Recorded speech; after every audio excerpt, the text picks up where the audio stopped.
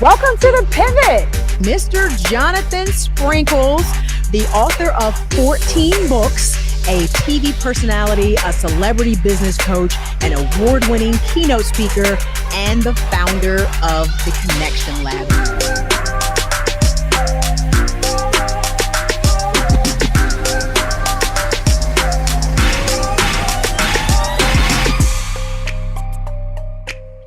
What's good, y'all? You are watching The Pivot with Stephanie Humphrey. Thanks so much for being here. This is a show where we talk about how to make that transition. A lot of people out there, especially now, post-pandemic, are we still in a pandemic?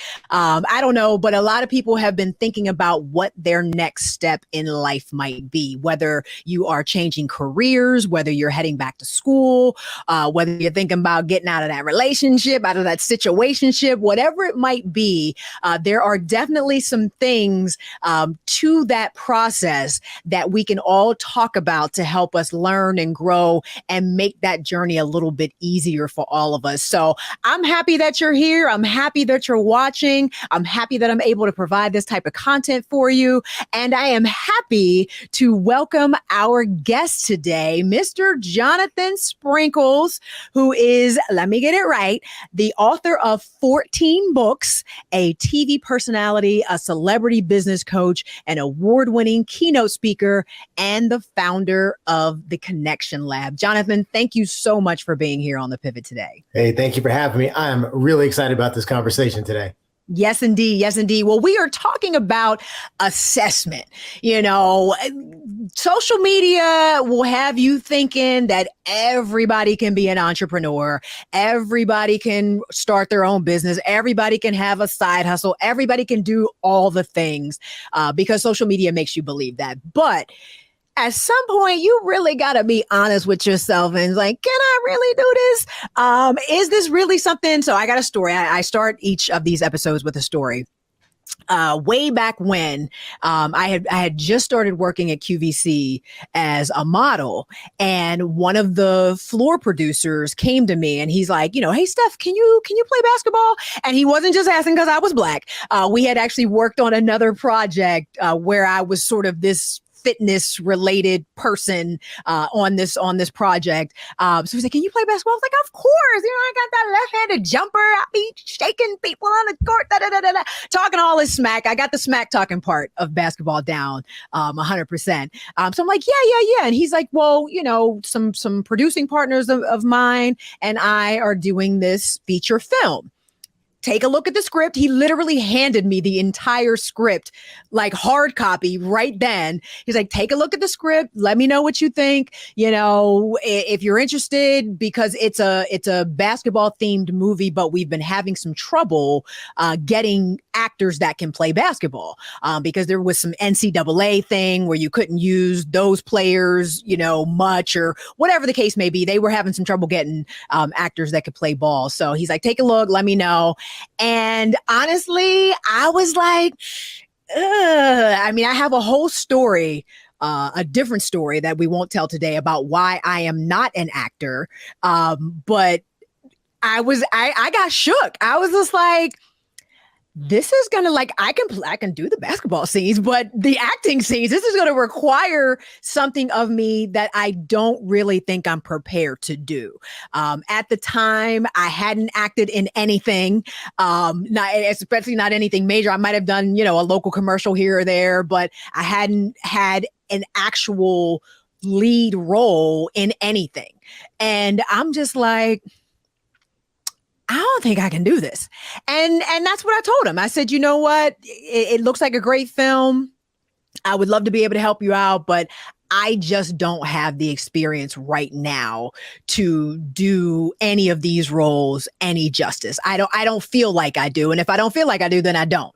And the movie turned out to be The Mighty Max, which was a feature film starring Carla Gugino and some other people like super famous. And they had the premiere in Philadelphia. I went to that, and, black tie at the Kimmel Center. And I was like, I'm going to been on that poster with the rest of them clowns. And I was just like, dang it. But I wasn't ready.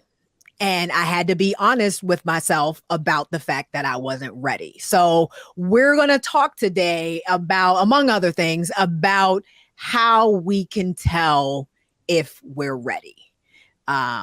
So let's start there. How can people just do that work and be honest with themselves and really take that stock in what they have to know that they can do this thing?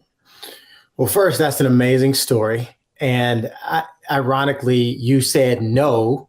And the only difference between you and most movie stars is that you said no versus them saying yes. Mm-hmm. Because there's always a point where we have to learn. There's an expression. I coach a lot. I coach my son's teams and I do a lot of business coaching. So I'm oftentimes pushing people to the edge because I believe that all significant growth happens outside of our comfort zone.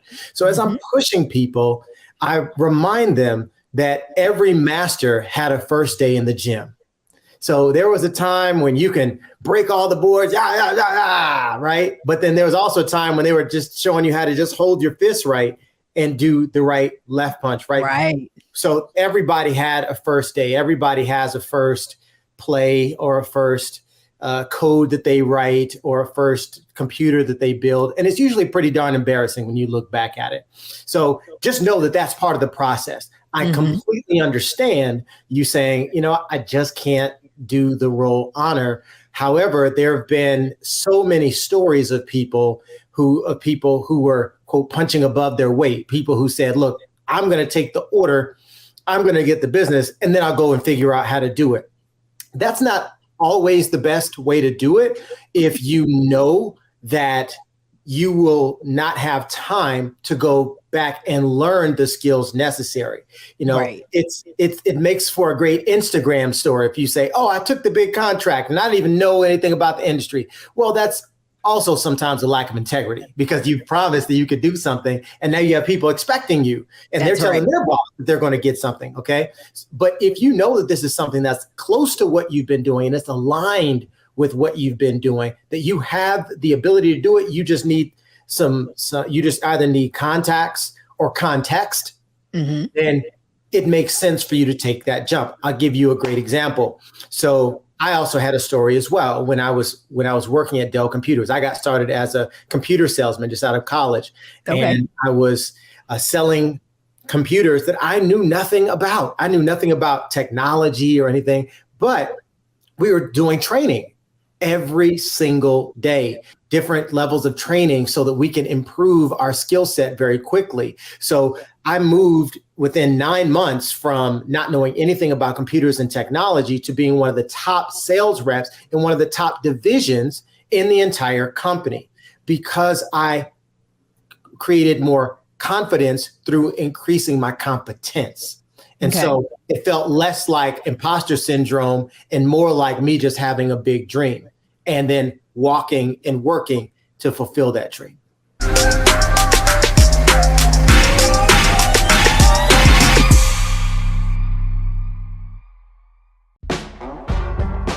Don't wait till November 8th. We can vote today. Your early vote started this week. We're on Savannah State University's campus. We'll be dorm storming today, giving out treats for everyone. We hope to see everyone at the polls when it comes to November. If you believe we got power, let them know. Make some noise. Put a fist up. I need to see a fist in the air because we got power. Come on, you put it up. Come get your shirt. We're out here in the streets of Savannah, Georgia. James, do not forget to go vote. I got you. If we vote the right people in, we can make a change. We can get these resources in our community. I am a woman, and it is important that we have the say-so of what we want to do with our bodies. We're concentrating on entrepreneurism, providing young people with resources and training that they need in order to change their trajectories. We want Black down. Democracy is on the ballot. Voting rights is on the ballot. Voting suppression is on the ballot. I am most passionate about those three combined because they all impact each other. The Savannah is my home. I care about my community, and I care about representation in my community.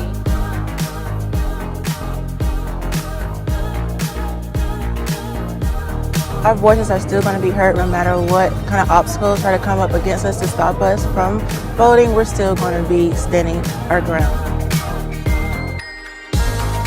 I see the effort that's being made to keep our communities from voting. So that makes me realize it's even more important, because if it wasn't important, they wouldn't be fighting to make sure we could vote. This doesn't stop this year. This is a forever movement. We're going to exert our power as a people, walk in our rightful place.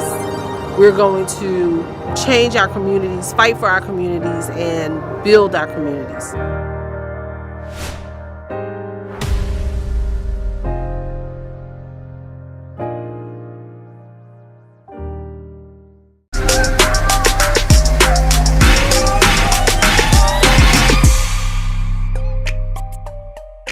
So are you a proponent then of the idea of faking it till you make it? I don't like faking it ever. I don't think anything is good when it's fake.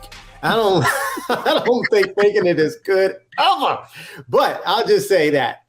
However, I do believe that you should dream bigger until you see yourself actually walking it out. Walt Disney one time, on his deathbed, there was a reporter who walked in and they were asking him a question saying, Mr. Disney, it's a shame that you won't ever be able to see Epcot being in its full fruition. And he said, young man, had I not first seen it in my mind, you would never see it with your eyes. Wow. And so there's something to be said about that.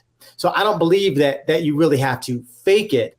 But what you do have to do is understand where you are in relation to where you want to be. And then this is the part that nobody wants to talk about. This, that dirty, nasty, ugly part. You got to put in that work. Work. Right? This is how you said earlier, Stephanie, something I thought was really powerful. You said Instagram and social media will tell you about you can have all that. I believe that's true. You can have all that. Somebody did. But are you willing to go without anything until you get it?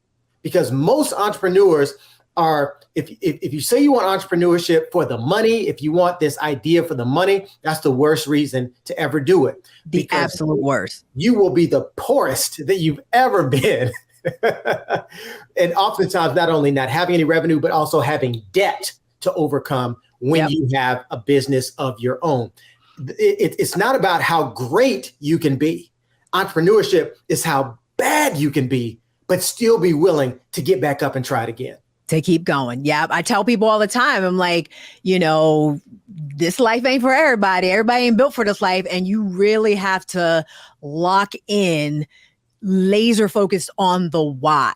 Mm-hmm. Why are you doing this? Money is not going to sustain you as a reason. I mean, there may be some people out there that are literally just so consumed with the idea of becoming rich that it can get them there. It can fuel them, but that's rare. That is really rare. And you need to be very clear on why you want to do this, because you're going to need something else other than the money to keep you in this space and in this game long enough to even be successful. And people don't understand. And like you said, it is about the work. And people always ask me, how did you? I was like, I just hung in there. I ain't got no secrets. You know what I mean? I wish I did. I would sell you something if I had something to sell you, but I don't have nothing to sell you. All I got is the work. I worked really, really hard until something happened. And I stayed the course. I worked really hard and I hung in there. Like there really isn't any other strategy or secret or method or anything that I can tell somebody on how to do it. And I appreciate you saying that, because I don't think that message gets heard enough, and I don't think we can say it enough. So yeah, so that work, y'all. Yeah, and in 2020, I started taking up running, not out of physical fitness, but really out of mental fitness, because things were just so tough. I just needed to get out of the house. My son was across the hall doing school, and so it was just tough on both of us. And we said, look, let's just go outside. Let's go for a run. And 1 mile turned into 2, 2 turned into 3, so on and so forth. Within a few months, we ran our first half marathon together.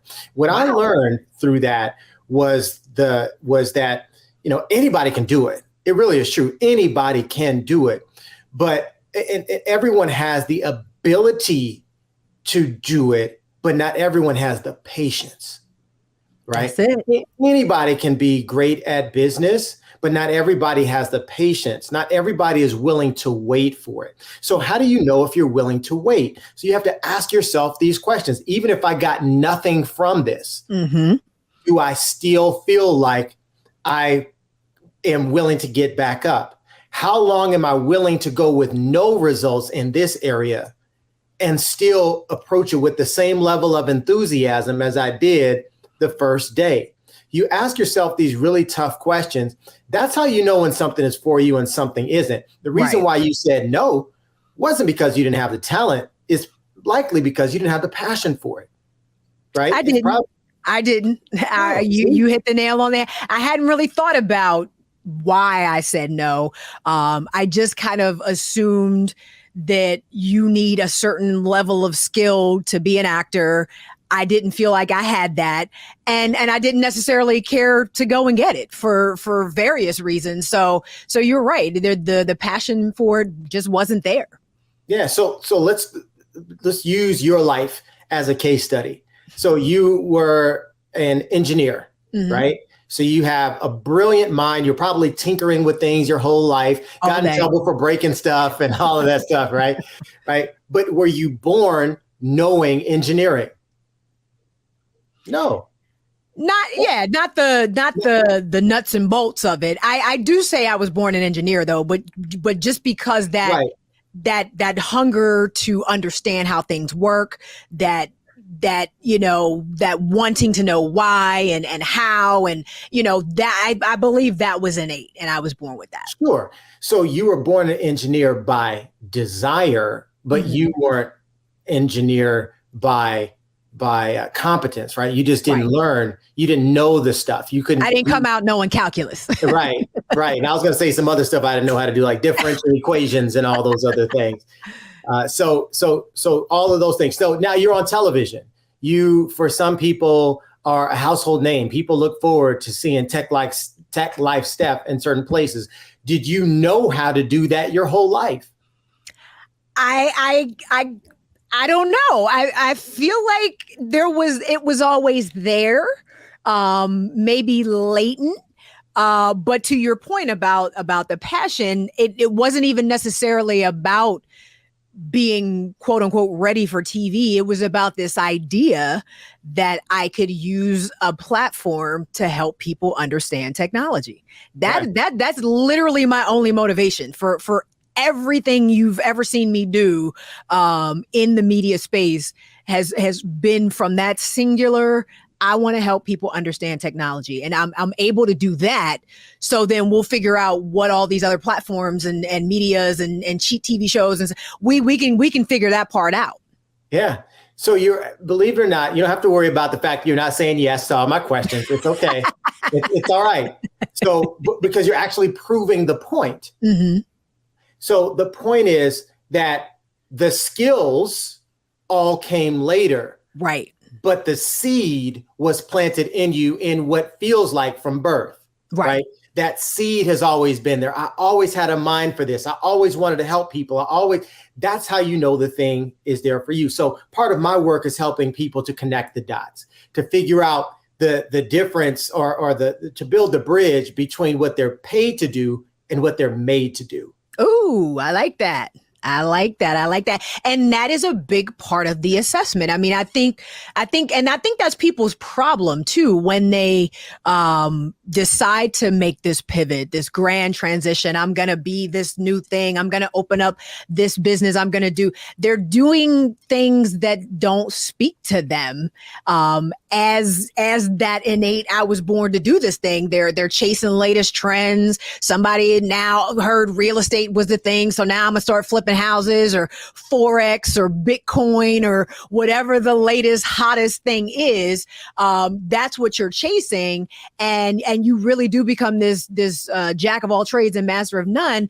And you don't even care about any of the things you're actually doing. And that's why you're able. I have a couple of friends like that every 6 months, it's a new multi-level marketing scheme, a new MLM, and no, but this one is going to be the one. This is really going to be. I'm like, but it's not, because you don't care about it, and you didn't care about the last one because you didn't care about it long enough to stick with it to see if it was going to work. You won't care about this one long enough to stick with it to see if it's going to work. So I think, that's probably the most important part of assessing your readiness for something is this something I am actually passionate about? Do I care enough about this thing, to your point, to do it if I'm not making a whole lot of money right now? How long am I going to hang in there while I ain't making no money right now?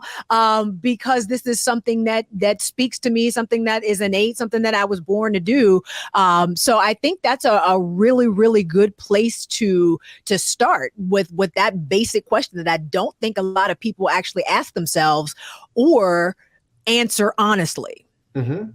Yeah, social media is designed to give us the end result. That's the part that gives us that dopamine hit where you go, ooh, look at that boat. Ooh, look at that purse. Ooh, look at this car, the watch, the suits, and all of those things.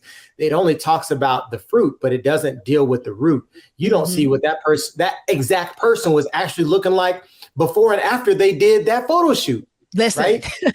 Before she put the eyelashes on, before the wig came, right? You don't know what that looked like.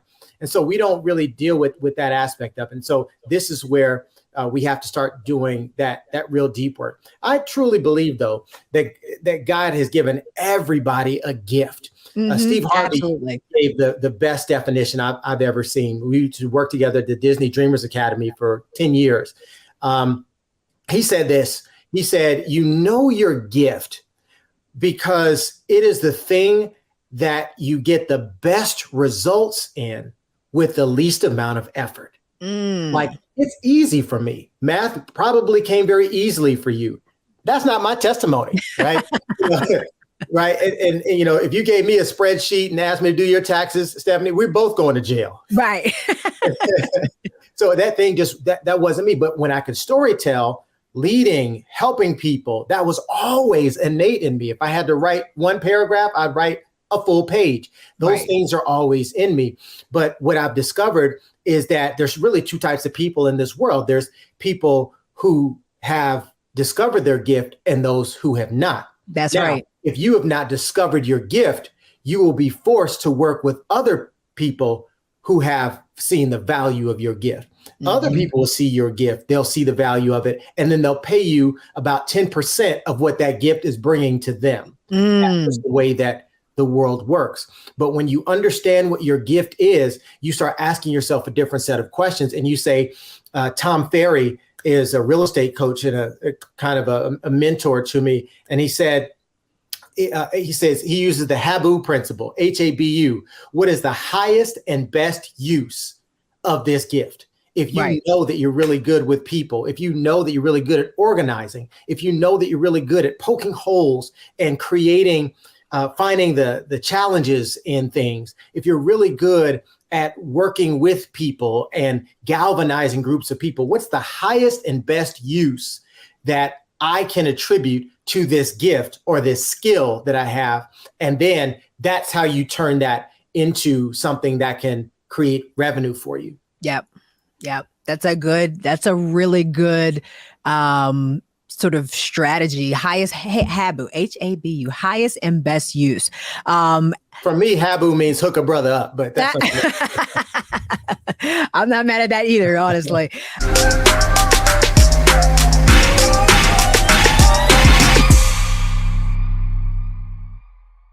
When you talk about blackness and what happens in Black culture, we're about covering these things that matter to us, speaking to our issues and concerns. This is a genuine people-powered movement. There's a lot of stuff that we're not getting. You get it, and you spread the word. We wish to plead our own cause. Too long have others spoken for us. We cannot tell our own story if we can't pay for it. This is about covering us. Invest in Black-owned media. Your dollars matter. We don't have to keep asking them to cover our stuff. So please support us in what we do, folks. We want to hit 2,000 people, $50 this month, raise $100,000. We're behind 100,000, so we want to hit that. Y'all money makes this possible. Check some money orders. Go to P.O. Box 57196, Washington, D.C. 20037-0196. The Cash App is $RM Unfiltered. PayPal is R Martin Unfiltered. Venmo is RM Unfiltered. Zelle is Roland at RolandSMartin.com.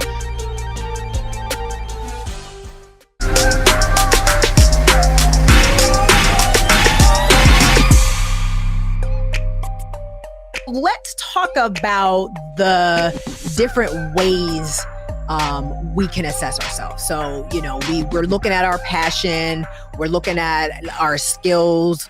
What are some other things that we can do to kind of figure out where we are in the process? Yeah, well, I want this to really reach everybody. So by the way, Steph, I think we agree that entrepreneurship is not for everybody. It's not. Yeah, some people, when you talk about the pivot, some people really do need to be in a structured environment. Mm-hmm. If you struggle with motivating yourself, this isn't for you. Right? If you would rather just be in bed, early in bed or stay late in bed, that's not for you. If you struggle with getting things done, this just isn't for you. And that's okay. And There's a lot of people who do really well in structured environments that will pay you a paycheck every couple of weeks. That's right. Good for you. That's fine. But here's what I believe everybody needs to understand. I believe that the good Lord gives us two bank accounts from which we can make withdrawals. One of them is our hurt. The things that have hurt you in your life, those things that have been some of the darker days in your life, the challenges that you experienced, that's a bank account that you've been given. I'll give you an example. I remember in college, I went to University of Texas at Austin, 53,000 students. And at the time, there were 1% Black students. Wow. And so there were kids all over the place, and I could walk for what felt like minutes and minutes all around all these people and not see any other Black people. Well, that was a problem. So there was a lot of ostracism, and I felt a lot of internal challenge with that. Well, when I left Dell to go speak, I decided I wanted to talk with students. I was really young. I was only 23 years old, but I wanted to go back and solve my yesterday. I wanted to make my yesterday better. And it worked out pretty well for me. I left, and within 6 years, I was voted National Speaker of the Year because people liked the fact that I could relate to them. I had no idea that I was being set up for such a grand finale. Mm-hmm. I had no idea that I'd be writing books about the very same situations that had me in therapy and had me feeling like I was less than and not enough. Because when you're in it, here's the thing, you will become what is called the empathetic expert. The empathetic expert is the person who is stuck in the situation, but now knows the way out. Right. Empathy means, Steph, I get it. Right. Expert means I know how to solve it. So one of them is our hurt. The other one is our heart. The things that you love, like technology, the things that you love, like cartoons, the things that you love, like helping people. Like Star Wars. Star Wars. There you go, right? And I'm sure that now you've been able to monetize all of these loves that you have. So in your life, these two bank accounts, you will be passionate about something. You will either say, I want to make sure nobody ever experiences this ever again. Mm-hmm. Or you will say, I want to make sure everybody can fall in love with this the same way that I have. Your heart and your hurts, both of those are bank accounts that you've been given. Wow. Wow. That's awesome. That is awesome. So now how do we know when it might be time to get a coach? Because I know you're a coach. This is what you do, basically. You help people identify strengths and challenges and connect the dots between, you said you said something earlier, between, you connect the dots between their passion and something or something. Oh, what you're paid to do, what you're made to do. Exactly. Yeah. So, you know, you obviously charge a fee for that, and as do many others. So when do we know that it's time to make that investment in ourselves and not just continue to be on this never-ending journey of self-discovery, trying things and throwing a bunch of stuff against a wall to see what sticks? When do we know that, hey, maybe I need a professional to come in here and help me really make this connection for myself? I remember when my son was born, my sister, who has 2 kids, sat us down and said, look, I'm going to tell you, I don't have any advice about how to raise children. I don't have any advice about how to do anything, because we're all learning on the job. But I will tell you this. This is what I know for sure. She said, here's how you keep yourselves sane. She said, hire the best help that you can afford. And that was the best parenting advice that I ever heard. And that's the same that is true for business. Right. Einstein said a problem can't be solved with the same mentality that created it. Right. So you need to put that in your budget. If it means you sacrifice a few lunches, if it means you sacrifice selling your car to get a level lower so that you can have that money allocated, trust me, it won't be long before you get to level up beyond that, right? That's what I'm talking about, that sacrifice that's necessary, right? How much are you really willing to risk in order to bet on yourself? That's right. That's what it's ultimately about. It's about betting on yourself. It's about being able to push all the chips to the center of the table. So how do you know what kind of coach? If you want it, know that for everything you want, there's a relationship that can get you there faster. I had an issue, and I hope you're okay with saying this. My son is getting a little older now, and so I was concerned about internet safety and about some of the things he could possibly be looking at, or ways in which we could protect the household from any type of threat. First person I called was Tech Life Steph. I said, look, I don't know. And she said, I do. And I'll give you several examples. And ever since then, I've been at peace because of that relationship. So if you try to do it on your own, you're uncovered. You don't want to do it that way. Right. Michael Jordan, some people say greatest basketball player of all time, had a coach for every single aspect of it. Tiger Woods, he had a putting coach, a driving coach. All of the executives, they have coaches that they reach out to. We especially if you're talking about people of color, we tend to place a premium on toughing it out and resilience. And I figured it out. And I don't want to ask nobody for help. I don't need no help. Listen, been there. Well, look, you can either take it the long, expensive way, or you can take it the short way. And that short way means you're going to have to bet on yourself. And yes, it will mean that you'll have to alter your budget a bit. But I've had people come to me who have said, look, I'm going to sell my car and I'm going to get this beat up old car so that I can afford working with you. And we ended up doing so much money that it ended up changing their entire life. I'll give you one example of a person. I had a single mom work with me, and this is a very emotional story, so I'm gonna have to focus when I tell it. She came to me and she said, hey, this is where I am. And I said, okay, well, I need you to make this choice with your business. I need you to do this. I need you to go all in. And she just had a breakdown, just waterworks. She said, look, I've been poor. I've been at the bottom, and I'm not going to let my child be suffering like I did when I was a little girl.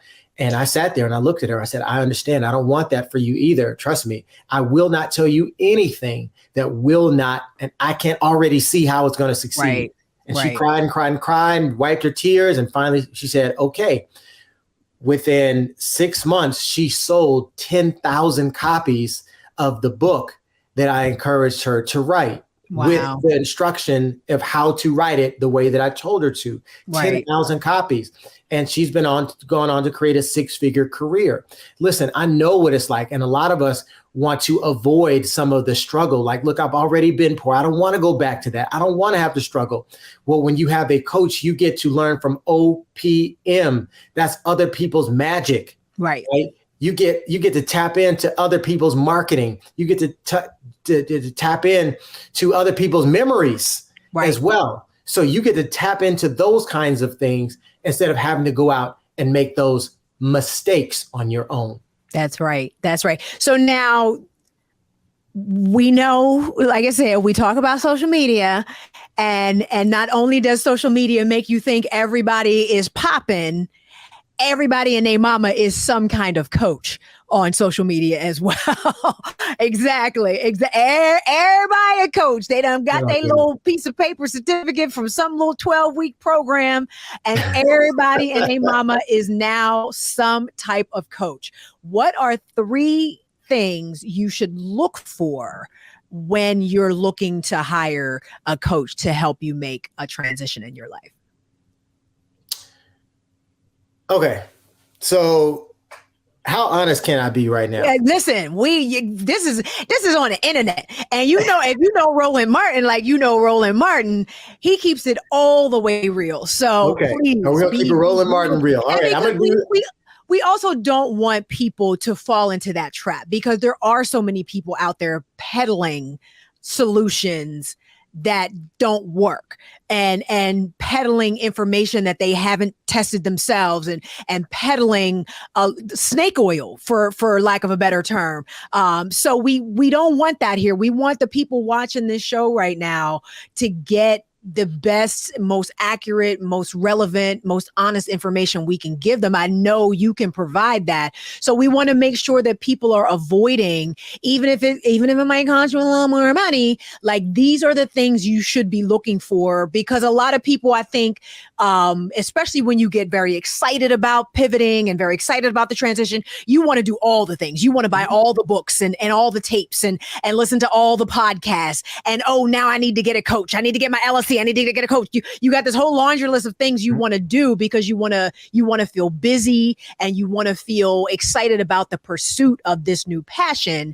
But you also don't want to get into a situation where you have spent a bunch of money on something that is not going to get you where you need to be. So I want people to understand what to look for in these coaches out here.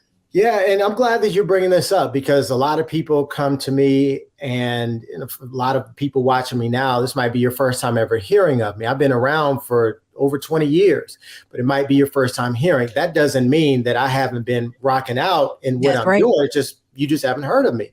And so what happens is I get a lot of people who go to some of the brand name folks, the bigger names, and they don't always get the results that they want. So now we have what is called in our industry a lot of coach hurt, and you have bad experiences, and people are very jaded. So I get it. So you said we're going to keep it Roland Martin real. Yes. These will all, like Sesame Street, all be dedicated to the letter R. Okay. So they're going to be sponsored by letter R. Here we go. The first thing is they need to have receipts, right?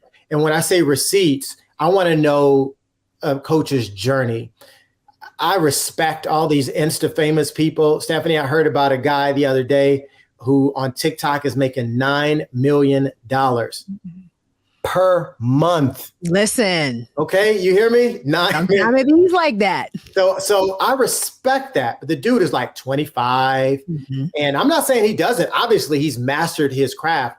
But I need to know what your journey is. I want to know that you've actually done the things that you're telling me to do. That's right. I want to see your receipts, because what I discovered, Stephanie, is that there's a lot of people who are trying to give you directions to a place they've never been. Right? Say that again. No, seriously, say literally that exact thing. Say that again for the people, because I don't think they heard you. There's people trying to give you directions to a place they've never been. I haven't, I've been to Philly, but I haven't like kicked it like that. I can't tell Steph where to go. I can't. Oh, okay. You need to go. All I know is High Street. That's it. And a few things that the Roots are rapped about. That's it. But I've never been there. But if you come to Houston, I got you. I'll tell you exactly where to go, because I've been here for over 20 years. So there's a lot of people who are Insta famous and who project an image that isn't all the way authentic. So show me your receipts. Show me where you've been through and what you've done. Number two, I want results, not just with themselves, because there's a lot of people who can be great. I'll give you an example. I'm going to go back to the sports world. because I like to do this. Magic Johnson, one of the greatest players of all time. As a coach, he was awful. People don't even know he coached the Los Angeles Lakers also, because it was like that long. They thought, oh, you're so great. You're a people person. He was horrible as a coach. Magic Johnson was a talk show host.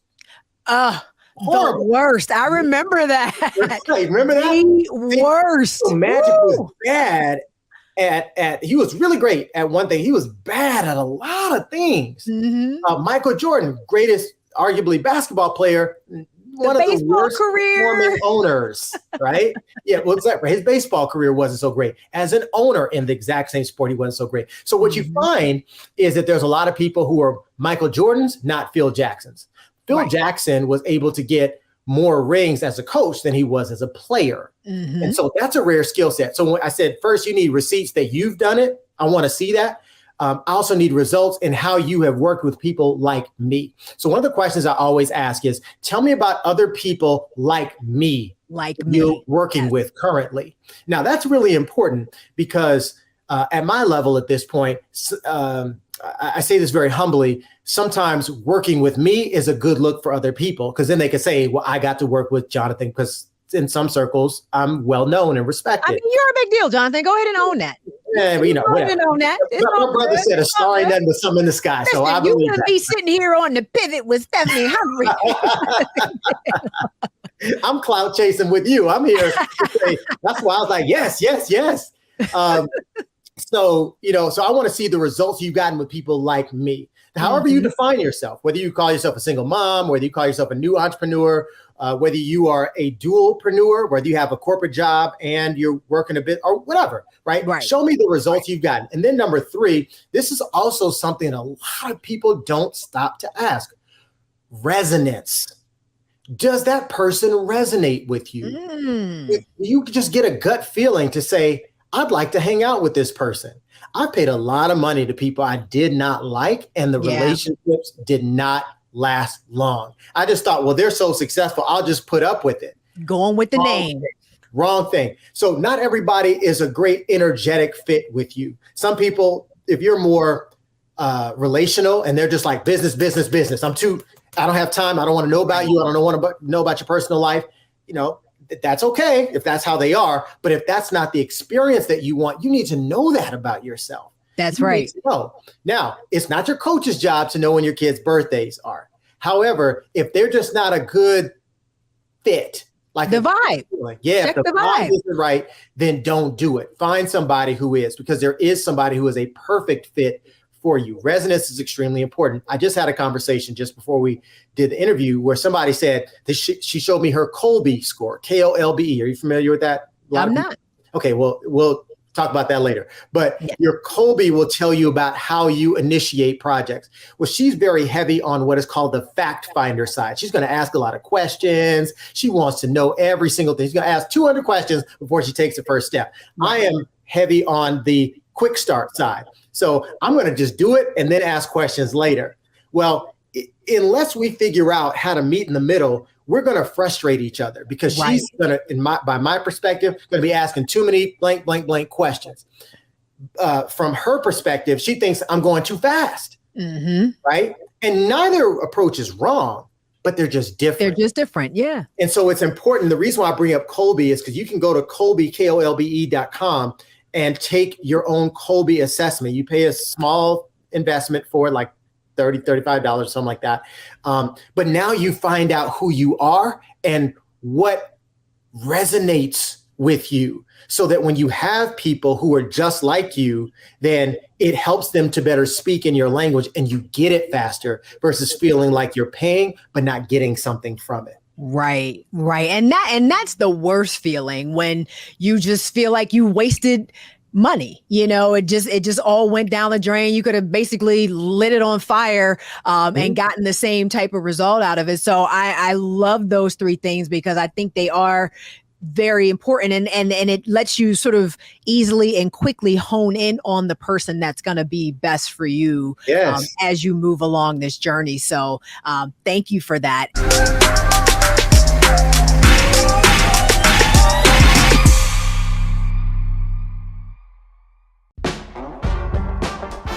wait till November 8th. We can vote today, y'all. Early vote started this week.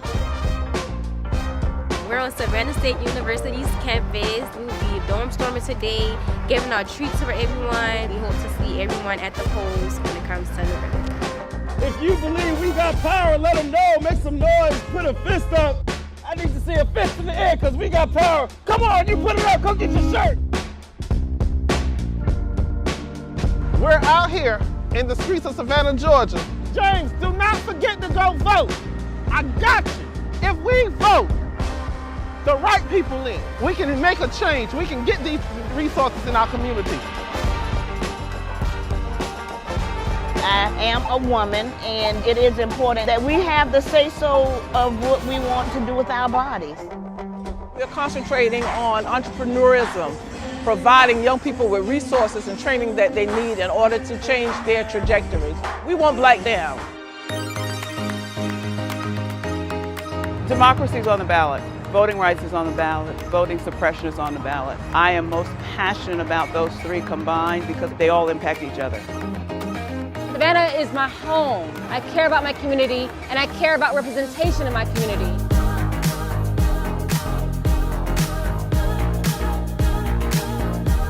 Our voices are still going to be heard no matter what kind of obstacles try to come up against us to stop us from voting. We're still going to be standing our ground. The effort that's being made to keep our communities from voting. So that makes me realize it's even more important, because if it wasn't important, they wouldn't be fighting to make sure we couldn't vote.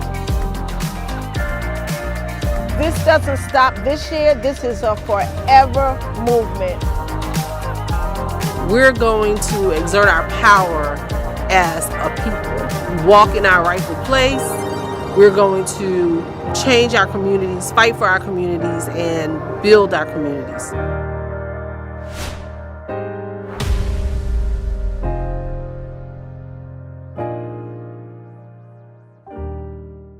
Black Star Network is here. Oh, no punch! I'm real revolutionary right now. Thank you for being the voice of Black America. All momentum we have now, we have to keep this going. The video looks phenomenal. See, there's a difference between Black Star Network and Black-owned media and something like CNN. You can't be Black-owned media and be scared. It's time to be smart. Bring your eyeballs home. You dig?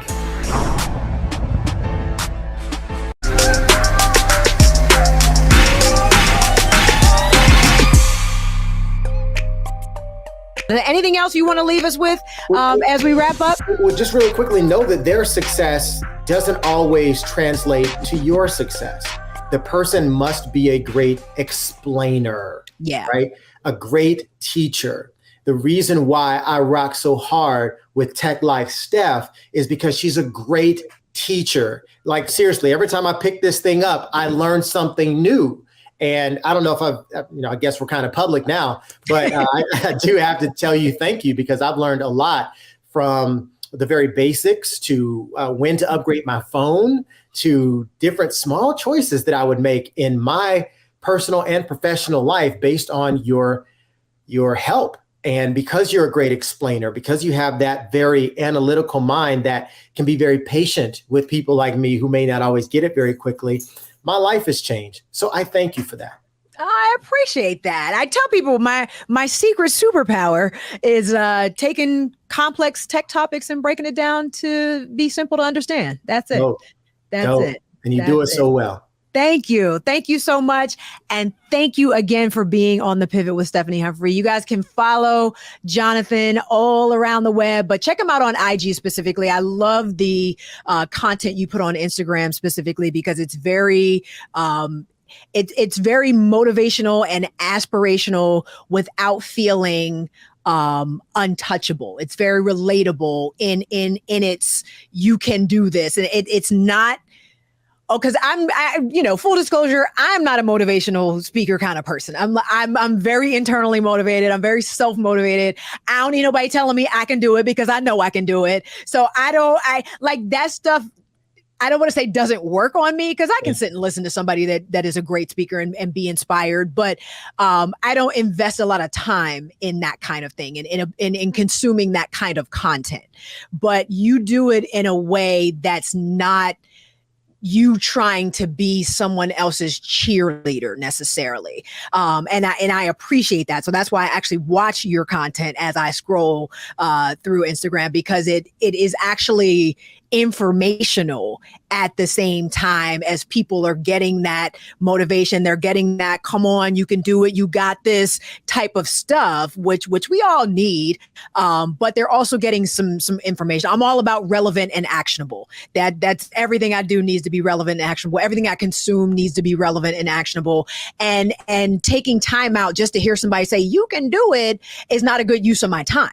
It's just not. So I appreciate the fact that, you're giving me that, along with some stuff I can actually go and do to get this thing, to get this thing popping. So definitely follow Jonathan at jsprinkles.com. He has a lot of great content out there, and it's just a dope brother. And I appreciate you. Thank you so much. This is an honor and a privilege. Finally, I get to say I was on the show. Finally, I'm telling you, Mama, I made it. Well, that is it, y'all. I hope you loved this episode. Thank you so much for watching. This was The Pivot with Stephanie Humphrey. Stay tuned. We got another one for you coming up next week.